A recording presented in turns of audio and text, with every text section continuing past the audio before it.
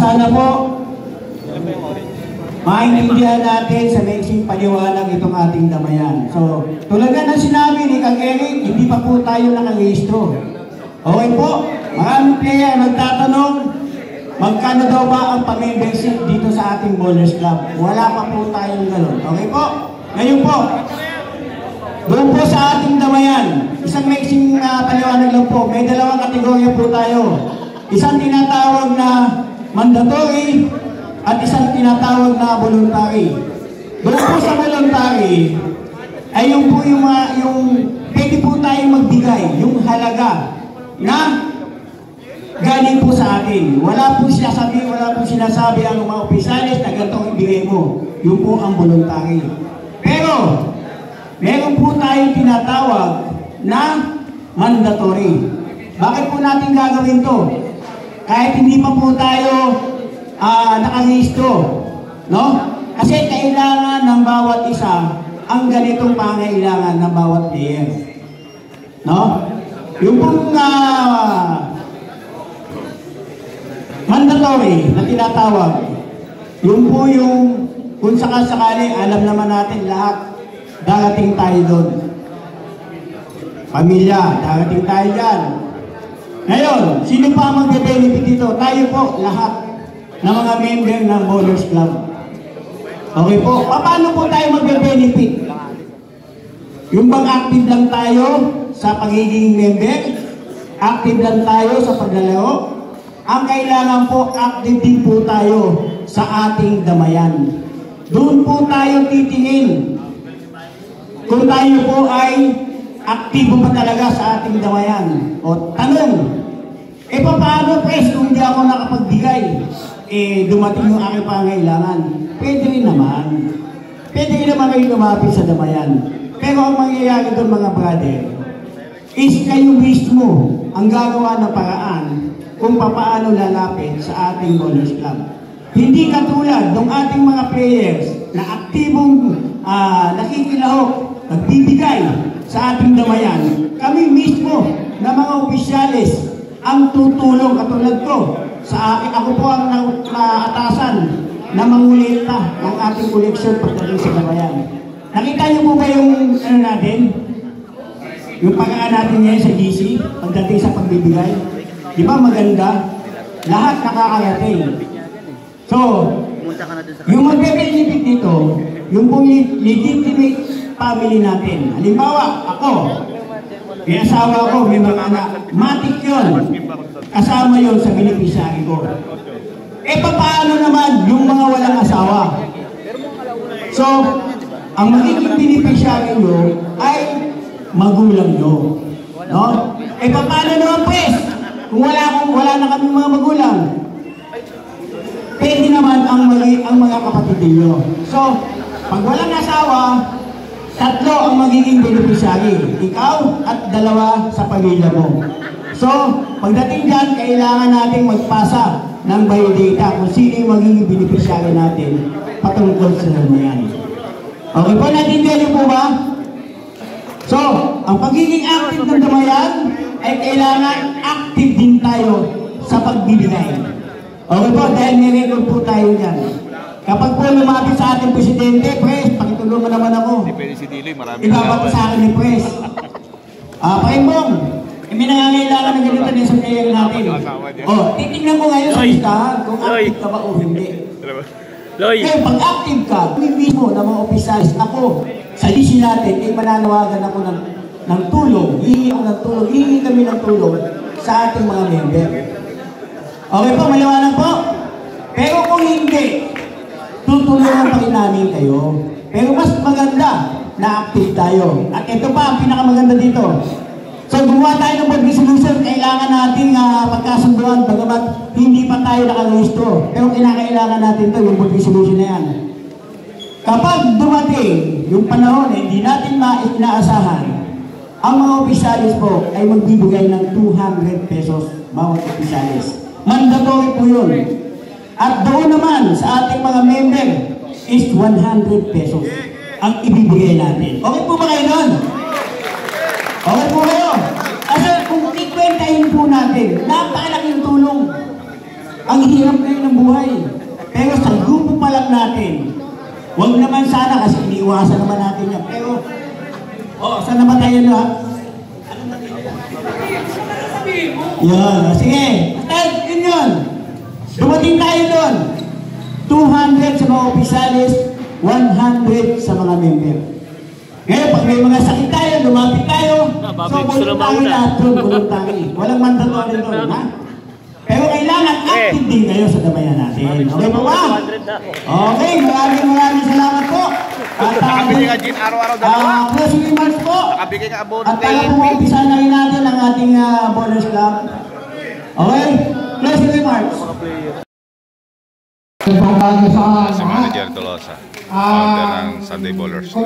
Mukhang hindi kompleto yung ating mga line-up Anyway, hindi ko na masyadong patatagalin dahil siyempre alam ko ang nasa forecast nyo ay maglaro na.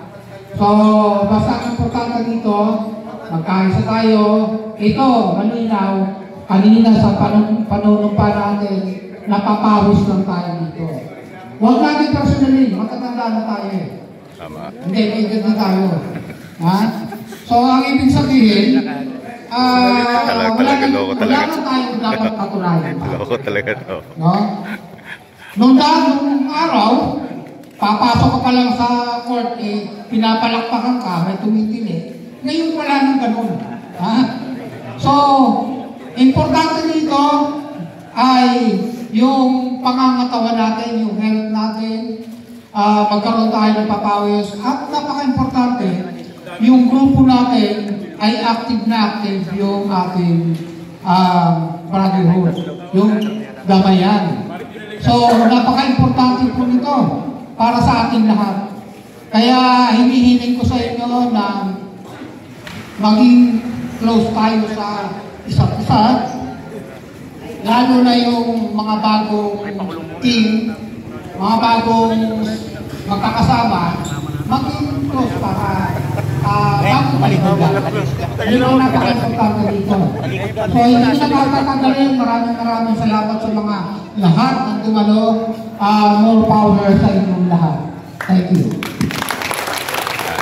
Okay, siyempre, hindi tayo mag-uumpisa hanggang di nagsasalita ang ating presidente ng Ballers Club, Mr. J.R. Good morning sa atin yung, mabilis lang to. Meron kasi kami ingat doon sa existing natin na policy. Sana ma-remind kayo, actually email ko rin yan sa natin, sa GC natin. Meron kaming ginawang policy regarding doon sa pagdating ng semifinals. So kailangan, hindi na uubra ngayon yung yung hindi natin palalaroin yung mahina sa lineup. Kailangan, pagdating ng ang team nyo makatugtong ng semi-final round, lahat obligadong maglaro. Walang hindi maglalaro. So kailangan walang i-chupwera sa team. Para mamomonitor natin yung mga in and out nila at yung mga magagaling. Alam na natin yung magagaling, di ba? Kilala na natin yan. Ito yun, yung mga magagaling kasi usually, yung may hina sa team, pagdating ng semi-finals, hindi nila pinaglalaro. So, iaano nila yun, dinidisregard nila. So, dito, hindi po pwede yun ngayon. Yung sa pinirmahan namin na agreement. So, pagdating nyo yung mga team na makapasok sa semi-finals, lahat po yun obligadong maglaro. Kung hindi ka makapaglaro, magbigay ka ng written explanation. So kung hindi ka physically fit, kailangan mag-submit ka sa amin. Kung 12 kayo, pagdating ng semi-finals, dapat 12 pa rin kayo maglalaro. Hindi yung dalawang mahina, hindi nyo paglalaroin. Kasi na-encounter na natin last season yung ganyan. So naging issue sa amin yan. So ngayon, gumawa kami ng batas na after ng semi-final round, lahat ng kasama sa lineup, except dun sa may mga medical reasons. So which is, alam naman natin na ano yun, na valid yun. So, yun lang. Tapos, yung tungkol dun sa cash prize, yung cash prize natin, ang championship, both division, makaka-receive ng 8,000 pesos. Champion ha, ang first runner-up ay 5,000 first runner-up. Ang second, ang third, yung 3. Yung fourth dati wala ha, ngayon meron na 1K. Pero huwag na kayo mag-expect ng trophy yun. Ang next, ang may trophy lang talaga, yung champion, first and second. So, kung yung last season natin, 3, 4, 2 lang. Ngayon, tinaasan na natin. So, yun. Trophy na MVP. Yung trophy. Individual awards. Yung dating 500 na MVP, ginawa natin 1,000. Tapos, may trophy yun. Meron din certificate. Yariak na yun, yariak. Yariak na yun, yariak. Yariak na yun. Pero lahat ng details na yan, isa-send natin sa GC Soft Copy para hanggang may kopya. Dito lang sila wala para, yun lang naman yung bago. Tapos, yung temple pala sa Damayan. Regarding sa Damayan. Pasok, parang yun. I-explain sa inyo yung tungkol sa Damayan. Yung mga invited. So, kinukonsinta na natin na yung ating kasama na dalawa dito sa ating Bowlers Club ay guest natin ngayon. So, hindi mawawala, kailangan natin pagsilitain yung itong mga aspirant natin na lingkod bayan ng Barangay 178. Di ba? So, tinatawagan ko po, unang magsasalita, ang ating doktor ng Barangay 178, Doc Doms Panty. Sir!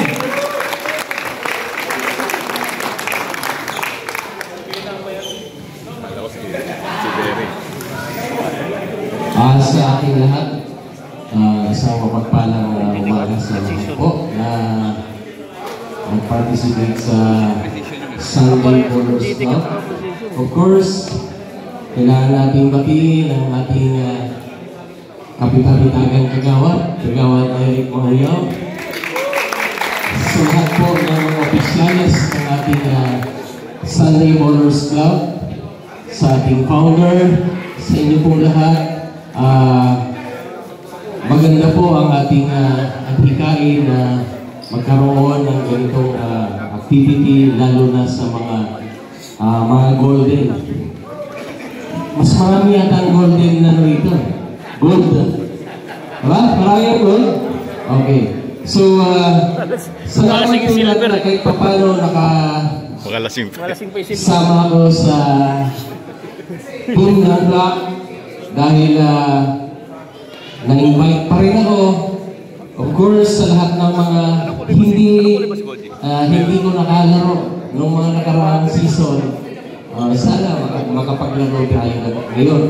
At isa lang ang aking hiling na sana wala tayong personalan sa ating laro. Maging daan ito para sa ating camaraderie. Ibig sabihin, yung ating pagkakaibigan. Isa po itong daan para sa ating fellowship and friendship. So, yun lang po. Maraming salamat po. Ayan, bigyan po natin ng isang malakas na palakpakan. Ang ating po sa umagang ito, lahat kayo ay nag-participate sa ating 6th season basketball league.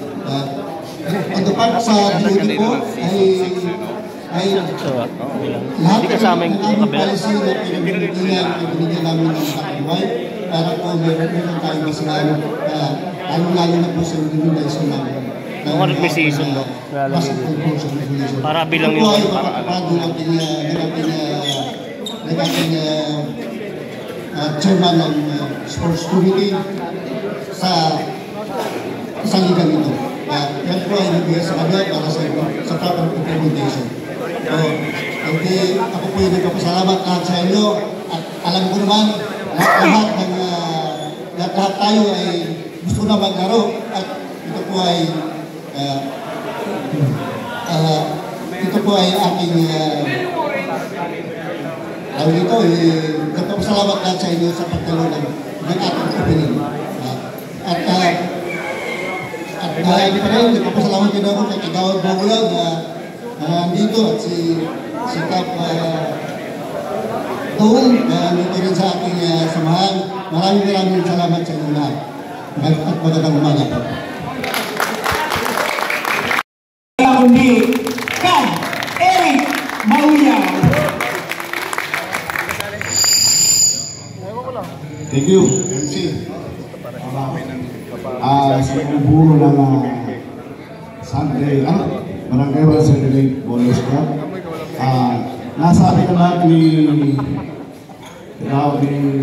founder, nasabi ko ni Pangbong, ni Dr. Banky, lahat na nasabi nila. Ang gusto ko lang ipawatig sa inyo ay dalawa lang.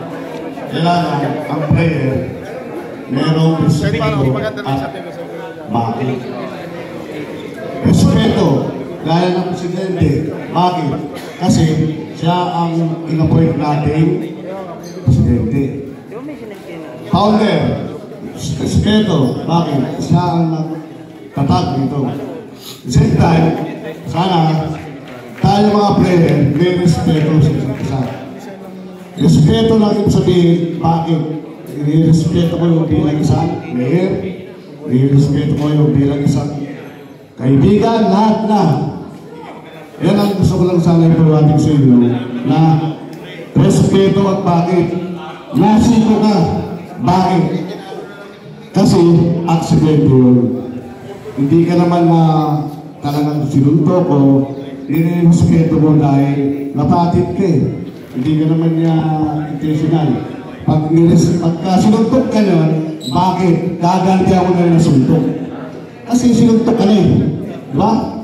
Kung nasiko ka, napatid ka, accidental lang naman yun, wala naman tayo magagawa doon. Kung masasaktan tayo, nakikita sa YouTube, diba? Sana naman, yung nagkarambulan, lahat po mangyari sa atin. Tama sabi ni Maripanti, Kuya Bag, saka ni Powder na pag nasaktan tayo, kailangan talagang aminin natin yung nakasakit. Kapagin, wala naman gusto natin mangyari yan. Ayaw natin masaktan. At the same time, sino ang nasa GC kahapon? Yung nagsuggest kahapon, definitely, gusto niya talaga tumulong din. Kaya lang, ang suggestion niya ay hindi naayon. Hindi tayo pwedeng makapag-oath-taking, ikonggi, pag-congress ng day, kasi hindi pa tayo rehistrado. Ako. Kasi unang-unang tatanungin niya ay nakalista ba kayo? Hindi. Kaya nga, hindi ako nag-iiyak kasi ngayon lang ako nabila kahapon dahil sa tama yung sabi niya. Kung sa pondo, madali tayo makakaroon ng pondo. Kaya lang, kailangan nakarehistro tayo. Para benefited tayo na hindi pa tayo hinihingi. Hindi ba kayo nakarehistro, wala silang masasabi. Kaya, itong nangyari ang mga player na ito, nahati. Bakit? Kasi yung isa, hindi rin magpasakop. Laging gano'n eh, kailangan may bakit ka eh. Hindi naman dapat yung puro ayon sa'yo. Bakit sila lang gano'n? Iwalay. Kasi hindi ko na lang gusto nilang sa sarili nila. Ay, bakit tayo nagtayo nito? Kasi gusto na natin magpapawis at magkaroon ng isa-isa lang. Kaya sabi ni Kuya Banky, magkamadali, magkaroon, madevelop, lahat yun. Kaya nga, sa akin lang, hindi naman ako, respeto niyo ako, bilang isa, kagawad. Bakit? Kasi kagawad nga ako eh. Pero, kung hindi ako magawad, makikita niyo ako, ganito pa rin ang katamiron ko. Kasi, nung araw pa, nagbabasketball na ako. Nung pulis pa ako, nagbabasketball na ako. Siguro, hanggang sa mamatay ako, nagbabasketball pa rin ako. Ha? Kasi wala pa ng basketball. Hindi pa ako nakaranas ng siko, suntukan, wala. Kasi, pagka nasiko ko, kahit isang araw ka, nasiko ko ito, okay lang. Kasi gusto ko, hindi ka naman dapat mas magtanim. Kaya lang tandaan natin mga player. Sana naman, unawaan niyo kung gusto ko ipawatig sa inyo na balang araw, ang si founder at ang mga presidente, ang appointed natin, lalakas at umunlad tayo sa pagtutulungan ng buong samahan, officers and members. Yun lang po at magkakaroon sa lahat. Thank you. Nice. Ayan, maraming salamat. Sumusumpa po ako na gagawin ang lahat ng aking makakaya upang makapaglaro ng patas, ng may disiplina at ng may pagtanggap sa pagkatalo. Anuman ang aking maging wakas ng aming mga laro, manalo man o matalo, naway maging sa loobin namin ang pagkakaisa, ang kasiyahan at tuwa. Kasiyahan po nawa kami ng Panginoon. Okay, maraming salamat po. Sunday Bowlers Club. Opening Sunday Bowlers Club. May parapol kayo ulit dyan. Wala. Betlog na naman ko. May kagawan. Baka meron. Kaibigan natin yan. Lahat yan. Mga kaibigan. Ang susunod po, opening remarks po ni... Okay, ikaw muna mga pre. Ito, mga kampi ko. Ayan. Okay, ang susunod naman po na magsasalita ay walang iba kundi ang ating founder ng Bowlers Club para po sa kanyang opening remarks.